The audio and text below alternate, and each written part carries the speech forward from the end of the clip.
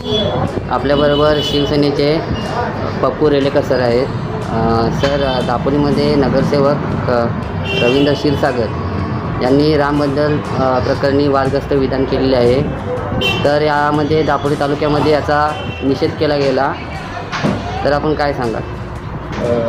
काल म्हणजे आता दापोली शहरामध्ये म्हणा किंवा तालुक्यामध्ये ज्या अक्षता आपल्या रचून आल्या अयोध्यामधनं ज्या अक्षता आल्या आहेत तिचं वाटप चालू असताना काल 2 महिला आणि एक पुरुष असं त्यांच्या घरी जसं जगायच्या घरी जातात तसं त्यांच्या घरी घेऊन गेले होते अक्षता.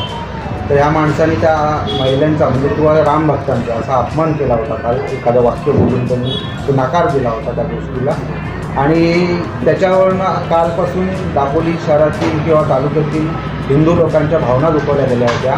तर आज आम्ही असं ठरवलं होतं की सर्व हिंदूंनी एकत्र येऊन आज त्यांना माफी तरी मागायला लावायची किंवा त्याच्यावर निषेध तरी करायचा. तर आज त्याप्रमाणे आम्ही सर्व शिवस्मारकाजवळ बहुसंख्येने हिंदू लोक जमले होते.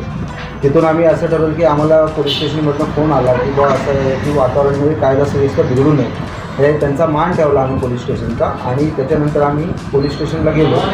त्यांनी क्षीरसागरांना यांना बोलून घेतलं होतं त्या व्यक्तीला.